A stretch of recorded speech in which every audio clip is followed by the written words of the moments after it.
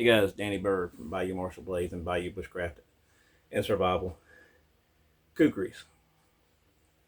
The kukris I just showed you are not all the kukris I have. I have two others. One is the official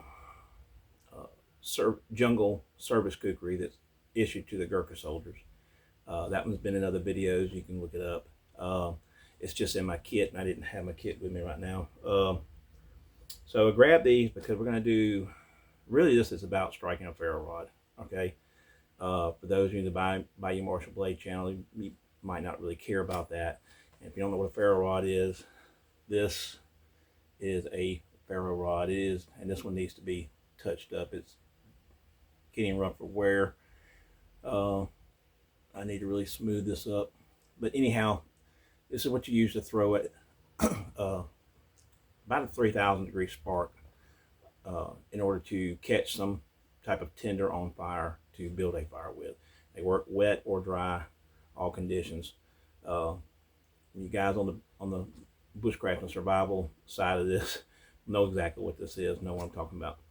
But not everyone might know what these are. So a comment was brought up that kukri, I'm gonna be readjusting, guys. I have a little discomfort this morning with my feet.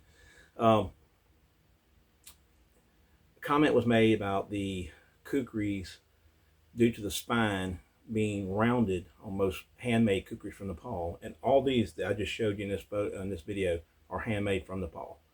Some of them are from the ex-Gurkha Kukri House, and some are from KHI Kukri House.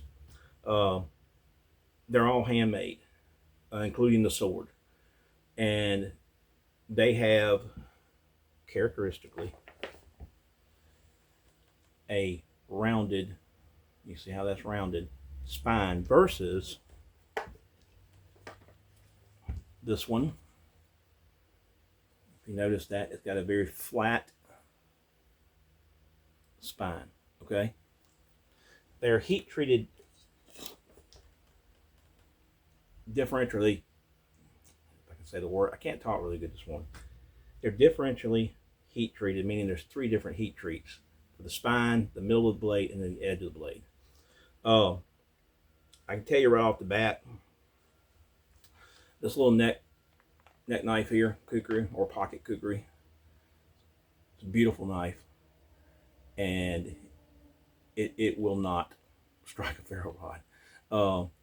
So if I'm carrying this, I'm carrying something else that will strike the ferro rod. It's a great little neck knife. I love this. This one here, I have managed to throw some sparks from it, but it doesn't work well, okay? And I just put some of that gauze bandage, camouflage bandage tape around it just to get a little bit better grip. It's actually a bone handle, but sometimes I do that to these knives, and sometimes I don't. It doesn't leave any sticky residue, so you can take it off anytime you want, reapply it. This one,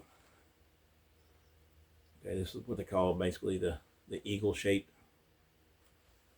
the head. Okay, it's got a more pronounced guard on it, which a lot of kukris don't come with the guards. Okay, they did make them even back in the day with guards, but most of them do not. It's a nice little touch if you're worried about your hand sliding over the blade. I'm not really worried about that, and it's got a decent edge on there, but again, it's rounded, not meant to throw sparks. I can get some sparks off of this, but they're not great, okay? Now, of course, you saw the one in the video I did from the gun show that I got. This one, again, that blade. The blade it's hard to tell on this one here. It's so worn. The blade is rounded, okay, and it is not sharp. I had to actually use the base of the edge down here to get the throw sparks to start that fire. Now, this one here, this is from the ex-Gurkha Kukri House, and great knife. It's about a 5-inch blade. It's a great knife. Again, rounded, right? If I can get this to work with this ferro rod, because this ferro rod is in bad shape, guys. All right, So you can get sparks. I need to touch this up with a file. I should have done that before this video. I need to touch this up with a file. Maybe I should use this other ferro rod right here.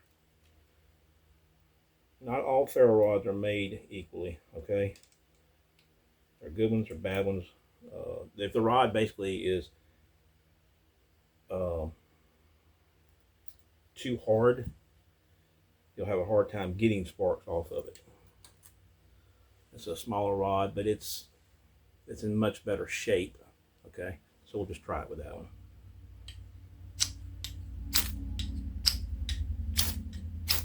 So I can get them with this. Then we have, let's get this out of the, we have the sword and kukri combination. I love this setup. This is great. Not something you're gonna wear around, that's for sure. But if I can get it back out of the frog, that they call it. This is the 8-inch version. Okay. Now on my bushcraft channel, I actually used, I did a good short on this one here, and you can see it's been well used. Okay, no problem throwing sparks with that. I have not tried it with the sword, to be honest. Not something I would try to start a fire with, really. It's a great sword. It's all one piece, just like the 8-inch version, the companion. Okay, and it is a rounded type spine. Okay, it's not flat. I have not tried it with this, but it works really well. I'll set my wool blanket on fire. Fortunately, it's a 90% wool blanket. It's not going to catch fire that easily. But yes, that works really well. First time I've ever done that with a sword, so nice to know that. So we move on from there to my favorite of all my kukris. Comes with this leather sheath. Okay, and I wrapped it with that gauze to help protect the sheath a little bit, and also kind of camouflage it a little bit. Also, this has a wood and bone handle combination. You really can't see it underneath here. I'll have to do another. Actually, if you go to my Bayou Bushcraft and Survival channel, there is a short that shows this without that wrap on it. This has, and guys, this is reminiscent of what they used to make back in the World War II era. They did have guards on some of these, so know that up front. That's not a modern thing. That some of them had guards, and they had the fullers. You see the fullers in that. Okay, this one here has a couple of fullers in it, a little bit different design. But you see, this is more reminiscent of the older ones that came with fullers. Okay, much thicker, a little bit heavier, and you'll get more.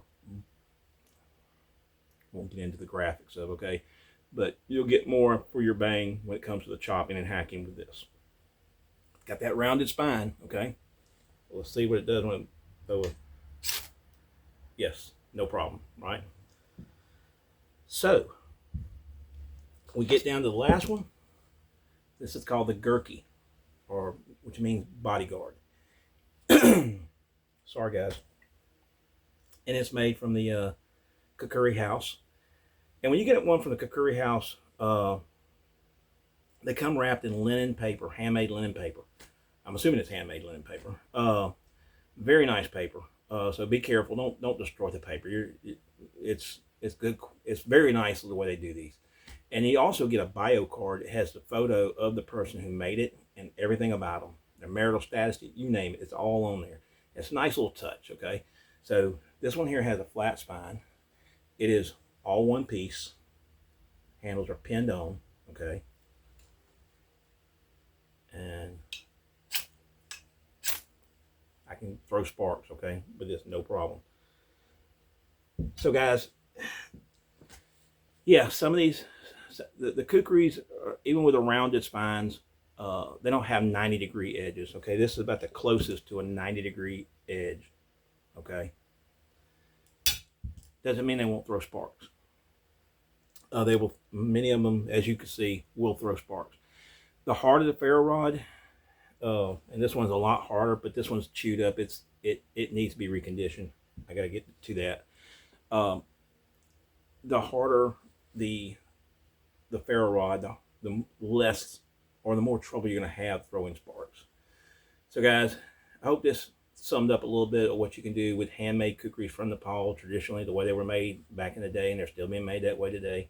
And the way they do, if you go on YouTube and check out and watch how they make these things, it will astonish you how something, a piece of spring steel from a Mercedes Benz, they're barefoot, with a small little furnace, pounding these things into shape, the heat treatment they put them through, and then to come out with something as beautiful as this right here, it's they're artists. Okay, so anyhow, and then also you can't beat the price. Okay, I like Condor. I have many Condor knives. I have 2 Condor kukris. One I gifted to my son, but anyhow, I have 2 of those. Those cost well over $100, or a little over $100, I should say. And they're great. I like them. They're good quality.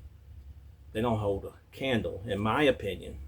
But then I'm a little bit nostalgic toward the traditional ways. But these under $100, and you add the shipping, maybe right at $100, maybe at the same price. But what you get in quality out of these is, to me, surpasses anything else on the production market. Okay. So anyhow, I hope that helped out with the question about the ferro rod, the 90-degree spine. Yeah, that was on me. I misspoke about the 90-degree spine, but they will throw sparks. Okay, it had. I think the statement was, because of the way they're heat treated and the way the spines are rounded, they can't throw sparks from a ferro rod. I think that's the way that was worded, and that part's not true. It is true that they are differentially heat treated, and some of them have coatings on them. And because of the spine not being 90 degrees, some are less capable of throwing sparks than others. I'll put it that way. Okay.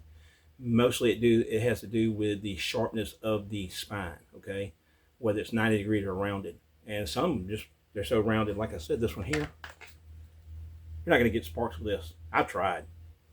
And to be quite honest, I don't want to mess it up. It's so pretty, but it's very functional. I've carried it. I've used it as a neck knife. But throwing sparks, unless you're going to do it with the edge, and I don't want to do that. I don't like doing that at all. I've done it. You saw me do it with this one, but I don't like it. So, guys, Danny Bird from Bayou Marshall Blades, Bayou Bushcraft and Survival. Y'all stay safe, stay sharp, and keep the fires lit. And I'll see you in another video, guys. Thanks.